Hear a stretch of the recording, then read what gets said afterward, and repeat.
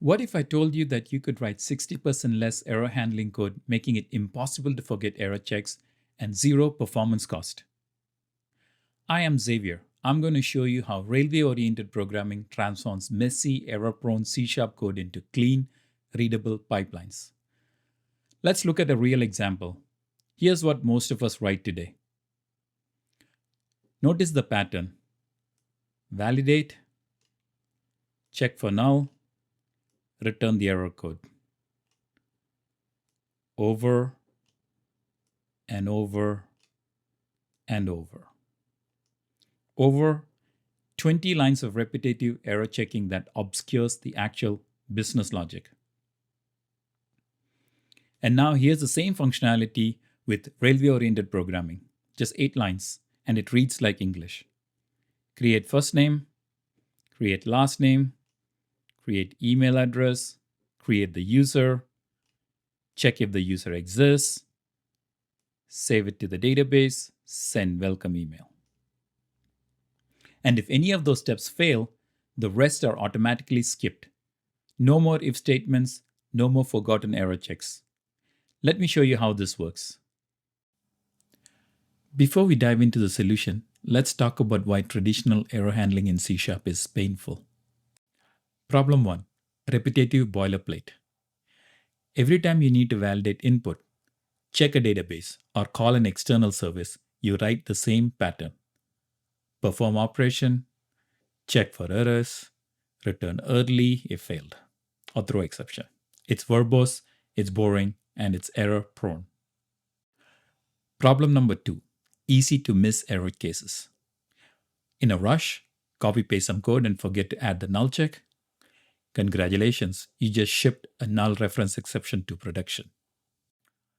Problem number 3. Primitive obsession. When everything is a string, the compiler can't help you. Swap 2 parameters by accident, it compiles. You don't find out until runtime, or worse, when a customer reports it. There is a better way. Let me introduce you to railway-oriented programming. Railway-oriented programming is based on a simple metaphor. Imagine your code is a train traveling along railway tracks. You have 2 tracks. The success track when everything works, the error track when something fails. At each operation, validate input, call database, send email, the train either stays on the success track if the operation succeeds, or switches to the error track if it fails. Once on the error track, the train stays there. All remaining operations are automatically skipped. This means you write what should happen, not what could go wrong. Now let's look at a sample of creating an ASP API using the FunctionalDDD library. Let's take a look at the project. So here we have the FunctionalDDD libraries added in from ASP. So these are the ones that we need. And then we can start creating our own classes. So all we need to do is say, create a class called firstName and derive it from required string. Make sure it's marked as partial so that the source code generator can go ahead and create all the other methods like try, create, serialization methods, and so on. So from a developer point of view, this is all that they're required to do. Similarly, we are going to create last name. Then we have the user aggregate. And the user aggregate has 3 value objects, our first name, last name, and the email address. The specific email address is coming from the common value object, DLL. And here we could see that to create, in domain-driven design, whenever you create an object, it's always supposed to be valid, which is why the constructors are private. And you have this try create method, which will call the validation logic. And if it's valid, it will create the object and return it out. And the validator here is using that external library called fluent validation. It gives you lots of other functionalities like maximum length and regex match and so on, right? I would suggest just check out their documentation. And once we have our aggregate, we are ready to use it. in our controller. So we just have one method here, which is register user. And the register method takes in the request. Request has 3 parameters on it. And at this point, they are just strings, which means people can type anything they feel like, including empty strings.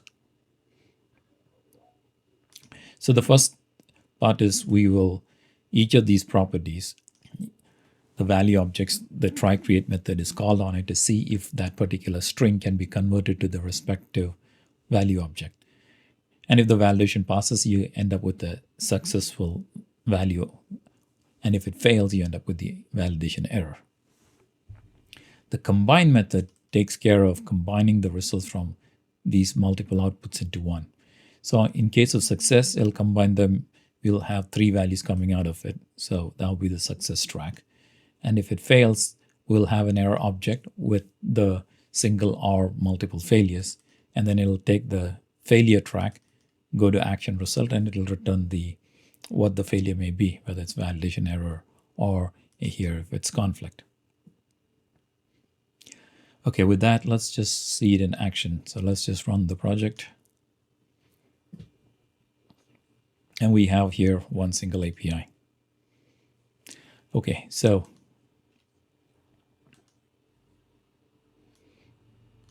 the first time I'm gonna call register, pass an empty string for first name and an invalid email address. So we should get back error with validation failure of 2 objects.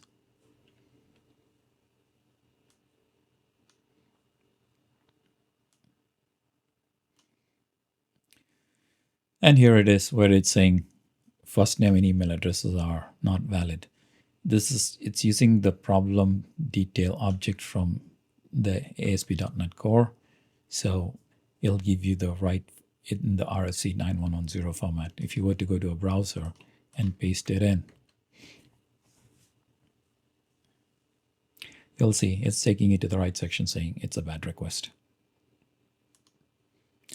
Now, next, so here we saw the combine.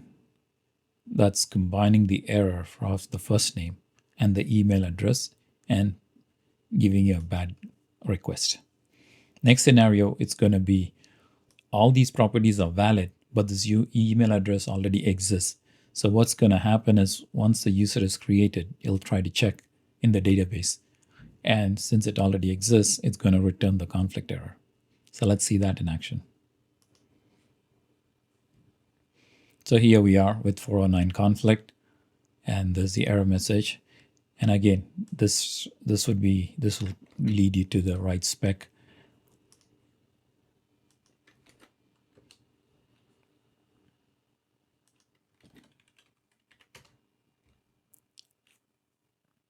Right? So there it is, conflict. So you're getting all these functionalities, but not really having to write the code for it. The FunctionalDDD library takes care of these translations for you. Next, let's create a user for success here. Now Jane Doe is created and it's gone through a success path. So you get 200 HTTP 200 from the API. This is a scenario where we were on the success track through all these function calls. And when we ended up to action results, it gave us 200 and it converted the domain object to JSON and sent over the result. So that's kind of the main scenarios and functionalities. And if you look at it, we'll see, you didn't have to if you were to check results after every such call, there will be a lot of repetitive code and it'd be hard to read. Here's straightforward. It's kind of just line by line. First is try to create the first name, then try to do the second last name, email address, and combine the results of it. And if it's successful, go create the user. Once the user is created, ensure that it doesn't already exist. If it does not already exist, save it to the database, send a welcome email, and then send the response back to the caller. On the other hand, if one of these things failed, it'll take the error path and return the respective error message. So you you kind of reduce about 60% of code by using this style of coding, railway-oriented programming. I'm just going to show you some additional just variations of the scenarios. Here we're going to call register user, but all the 3 parameters are wrong. So we expect to see validation failure, and our errors should tell the fields that failed and why it failed. So we have that information here. And here's a scenario where only the email address is wrong. So we should just see that one error result. There it is. And finally, let's go create another user, Alice. And here's Alice. Since all the validation passed and this email address does not exist, it was successfully created. So let's recap what we have accomplished here. Type safe domain model. Compiler catches parameter mistakes. Automatic error aggregation. Show all validation errors at once. Business rule enforcements. Email uniqueness check. Side effects. Database save and email sending. Automatic HTTP response. No manual status code mapping. Zero performance overhead. Literally 11 to 16 nanoseconds.